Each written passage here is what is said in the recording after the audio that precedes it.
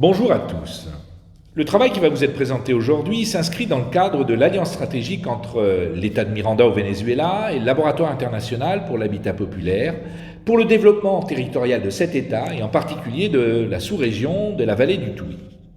Dès son origine, cette démarche a été conçue collectivement de façon stratégique au plan local, régional, national et international, engagée parce qu'orientée par des choix politiques forts, innovante et expérimentale au travers d'une dynamique de travail collectif inscrite dans le réel et à partir des travaux des organisations populaires. C'est pourquoi elle a débuté par la réalisation d'un diagnostic engagé qui a permis d'émettre un certain nombre d'hypothèses de travail présentées en fin 2019 à l'occasion d'une exposition réalisée au Musée national d'architecture de Caracas. Un document a d'ailleurs été édité dans ce cadre et consultable par tous aujourd'hui, en particulier sur le site du laboratoire. En 2020 a été engagée la seconde étape de ce travail, étape d'opérationnalisation des principales orientations définies à l'occasion du diagnostic. Habiter comme dynamique territoriale émancipatrice, agriculture du XXIe siècle comme outil de rupture avec le modèle socio-économique toujours dominant au Venezuela, et espace communal comme lieu de l'action communale et de contrôle social du territoire. Ajoutez à cela économie productive comme mode de production, mais aussi comme outil de transformation des rapports au travail dans le territoire, et des questions liées à la gestion de l'eau, de l'énergie et des déchets. Début 2020, apparition du Covid-19 et la crise sanitaire globale que nous sommes en train de vivre, tout particulièrement en ce moment en Amérique latine et au Venezuela. Crise sanitaire avec ses conséquences et ses problèmes à résoudre et les nécessités à satisfaire existantes comme produit de cette situation.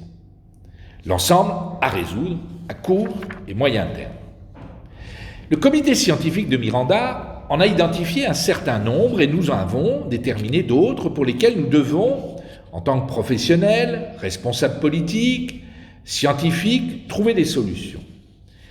Elles font référence aux questions liées à la santé, l'alimentation, l'éducation, l'économie, les migrations de population, les phénomènes d'isolement et la gestion de l'eau.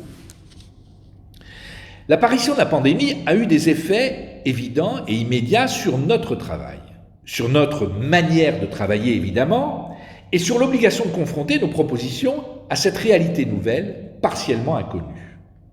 Cela afin de vérifier si nos hypothèses étaient toujours pertinentes, si nous devions les adapter, les transformer, voire les abandonner, mais aussi pour s'assurer qu'elles permettraient d'apporter des réponses à court terme à certains problèmes liés ou renforcés par la crise. Je ne vais pas développer ici, c'est pour partie l'objet de la présentation qui va suivre, mais je voudrais souligner que dans ce contexte, nous avons considéré et nous considérons toujours que nous devons travailler à une meilleure compréhension de cette situation. Cela pour nous permettre d'approfondir notre réflexion sur le rapport entre développement territorial et situation de crise en général. On comprend ici l'importance du travail du comité scientifique du Miranda, qui nous a beaucoup aidé en ce sens pour appréhender à la fois la situation au plan sanitaire, mais de manière plus large, au niveau que l'on pourrait qualifier de géopolitique. Dans ce cadre, nous avons publié récemment une première analyse en ce sens à partir des travaux réalisés par le sociologue Pedro Fernandez et le politologue Reynaldo León pour le laboratoire. Document consultable aussi sur le site du laboratoire.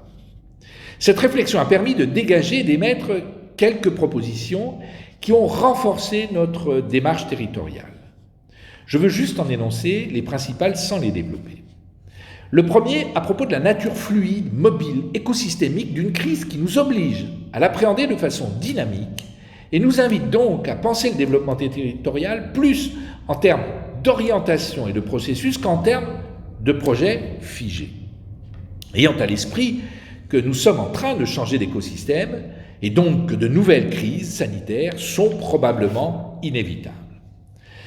Le second, considérant cette crise globale comme le produit, pour partie, d'une situation elle-même mondialisée et mortelle, mais plus ancienne et banalisée, donc moins audible, moins visible, et peu considérée aujourd'hui.